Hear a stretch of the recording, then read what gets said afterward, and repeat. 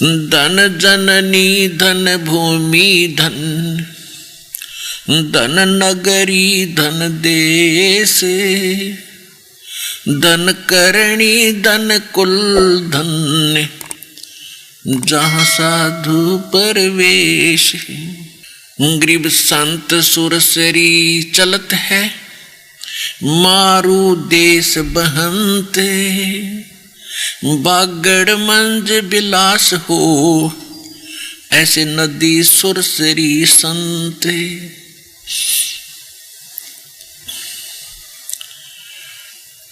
अब क्या बताते हैं कि धन है वो जननी जिसके संत उत्पन्न हुए, भगत उत्पन्न हुए, और धन है वो भूमि जहाँ पर उनका जन्म हुआ, और धन है वो नगरी जिसमें उस संत भगत का जन्म हुआ, और धन है उन अक्षेत्र के लोगों की शुभ करनी, शुभ कर्म, और धन है वो कुल जहाँ पर संत प्रगट हुए, प्रवेश हुए।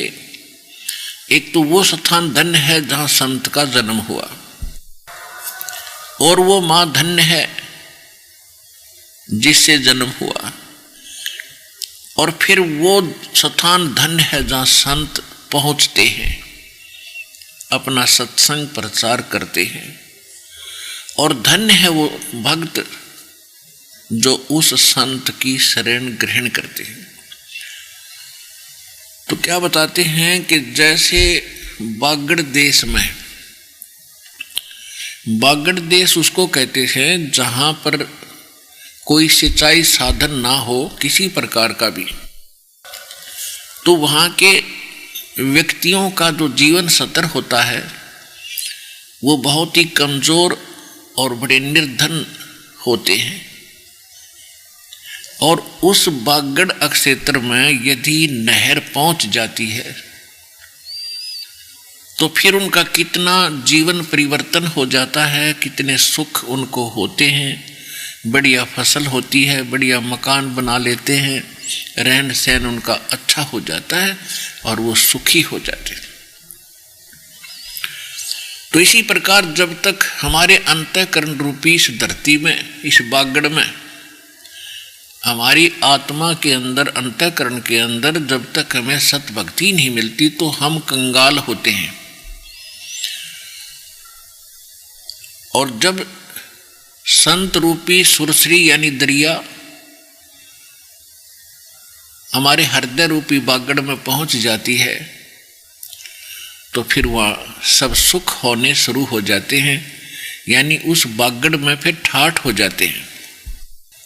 कबीर परमेश्वर जी भी कहते हैं, भाई कह तो या तो माता भगत जन, या दानी या सूरी, ना तो रहले बांजड़ी, क्यों व्यर्थ गंवावे नूर। कि या तो माता भगत संत उत्पन्न करे, या कोई दानी यानी अच्छे धर्मात्मा बच्चे हों, या सूरवीर हों।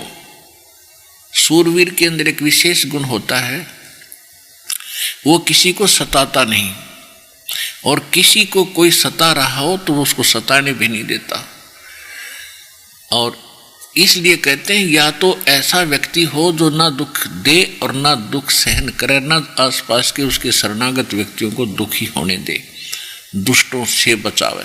या फिर भगत हो, या तो माता भगत जने, या दाता या सूरी, सूरवीर, दाता माने दानी, ना तो रहले बांजड़ी, क्यों व्यर्थ गंवावे नूर। अगर ये तीन क्वालिटी के भक्त पुत्र उत्पन्न नहीं करती है तो इससे अच्छा बांझ भली क्यों अपने शरीर का विनाश करती है कुतरू पाल के।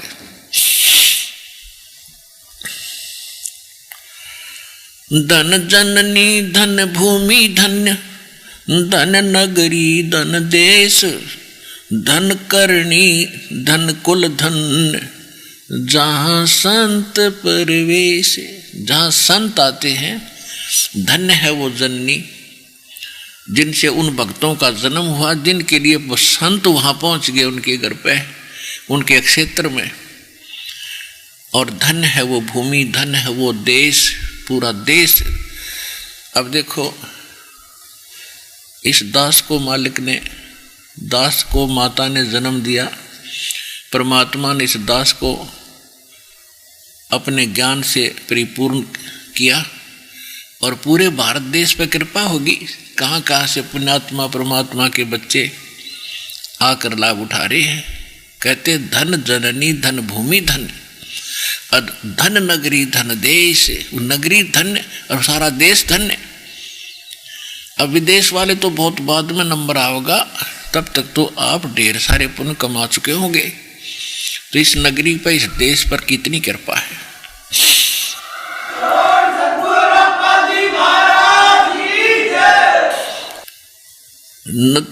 संत सुरसरी चलत है ये मारू देश बहंत,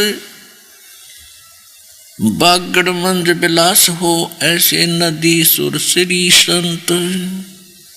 अब परमात्मा कहते हैं साधु संत एक जनसाधारण से नजर आते हैं, लेकिन उनके अंदर एक विशेष परमात्मा की पावर होती है।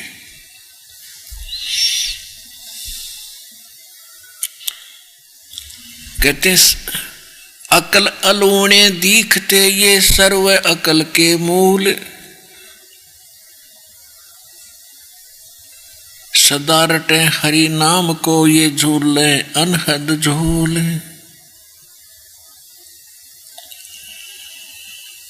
अपने आत्माओं, जैसे आज संसार के व्यक्ति सिर्फ ये बात जानते हैं कि काम करो और अपना जो काम नहीं करते, और सत्संग वगैरह में जाते हैं, दो दो तीन तीन दिन लगा कर आते हैं, तो उनको मूर्ख समझते हैं। तो उसके विषय में सूक्ष्म वेद में बताया है कि अकल अलूणे दीखते, अकल अलूणे बिना अकल के, यानी मूर्ख नजर आते हैं साधु संत भक्त समाज के लोगों को। उसके विषय में क्या बताया है कि अकल अलूणे दीखते ये सर्व अकल के मूल, और ये सदा रटे हरि नाम को ये झूले अनहद झूल।